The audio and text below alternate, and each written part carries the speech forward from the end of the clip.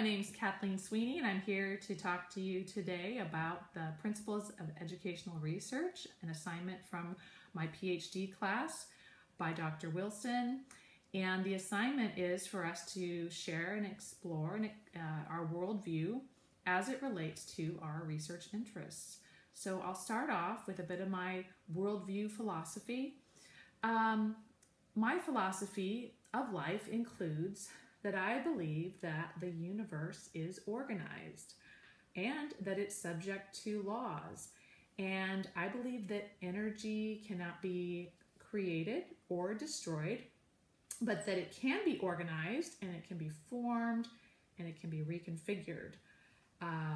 With regards to the origin of man and the origin of the universe, there's two general ideas out there.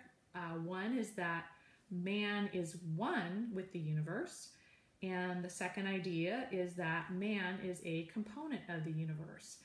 And I subscribe to the latter. I'll talk later on about the importance of having an open posture to learning and humility.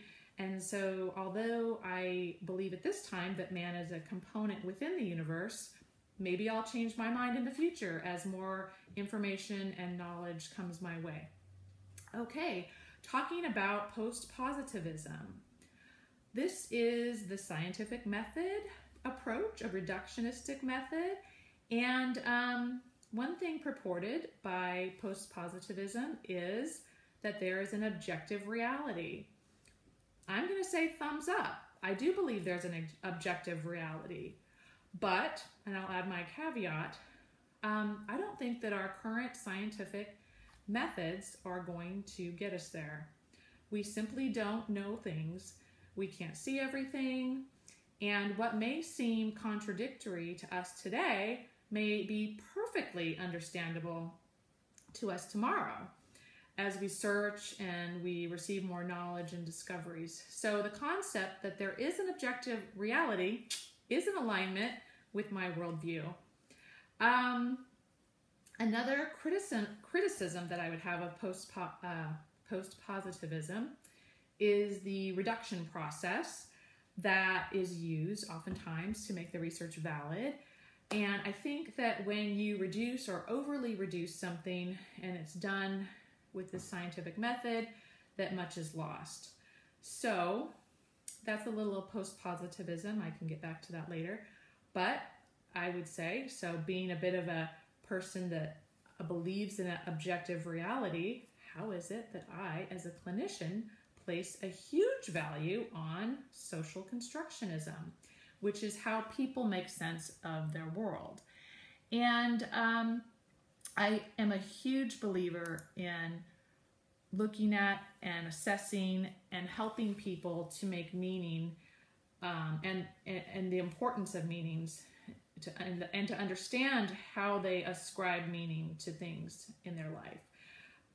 Along with this, importantly, I think it's crucial to illuminate the context of how we make meaning and always incorporating context. Another idea is the concept of fate. I don't believe in fate.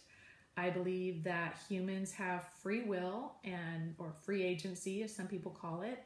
And this is the ability to choose for ourselves and to act. And this is a central component to the purpose of human existence. As a clinician, I place a very high value on free will, accountability, responsibility, and individuals looking at their part in the situation. So, advocacy. Advocacy, often about power differentials and populations that are marginalized. And I think this is great research when you have interest in purporting or perpetuating forward something where change is desired. So for my research interests right now, that's not what I'm focused on. So I think it's an interesting research, but those aren't particularly my research interests for my dissertation. Okay, pragmatism. Focused on the problem at hand, looking for practical outcomes. Interesting, great. one thing that was noted in the text that was a little off-putting to me was that it said, truth is what works at the time. And I thought, a little bit sketchy. It's sort of diametrically opposed to my post-positivism view that there's an objective reality ultimately.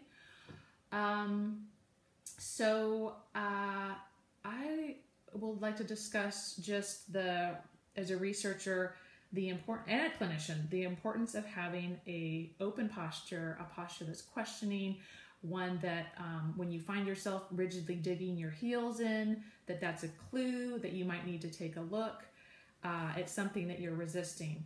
I really loved reading Popper and his book about conjecture and refutation, and he, as a philosopher, actually does believe in an objective reality, and believes that we'll get closer to it as we offer conjecture, and that we accept refutation, and that refutation should be encouraged. So I really believe in having an open mind and a humble posture.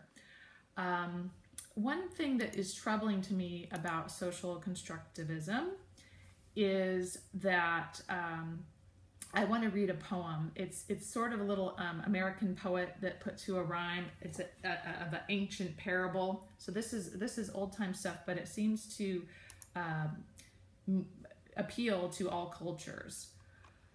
So the poem is speaking about 6 men of Indostan, to learning much inclined. Here's the poem. I'll just start. 6 men of Indostan, to learning much inclined, who went to see the elephant, though all of them were blind. Each by observation might satisfy his mind. So we have these 6 men, they're all blind, and they are going to go investigate an elephant to figure out what an elephant is.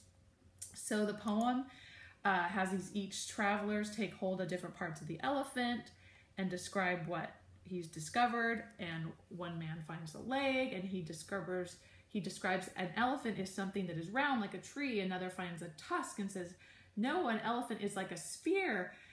The third grabs the tail and insists that an elephant is like a rope. And the fourth discovers the trunk and insists that an elephant is like a large snake. So each was describing their truth.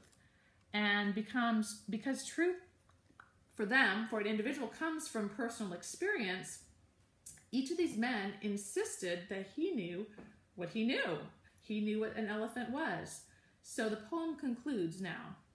And so these men of Indostan disputed loud and long, each in his own opinion, exceeding stiff and strong, though each was partly in the right, and all were in the wrong.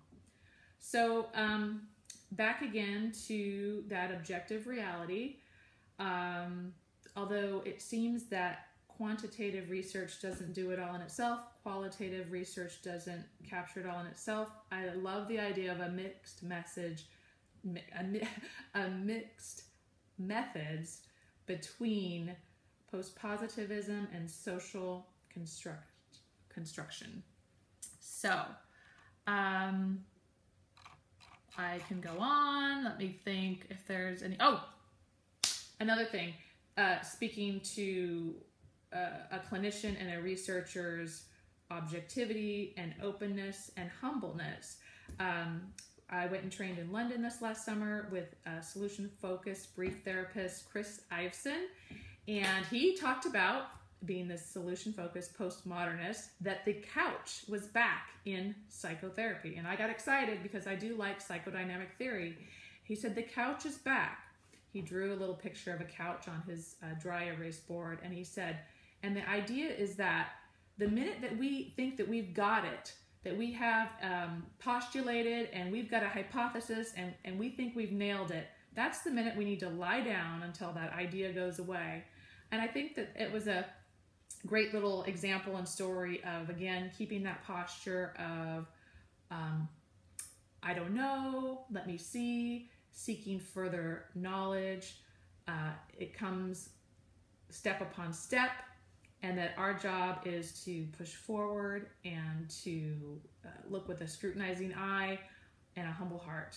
And that's where I'm at in the process. Happy and glad to share it with you, and I'm sure things will change and evolve over the course of my PhD program and my dissertation, and looking forward to learning more.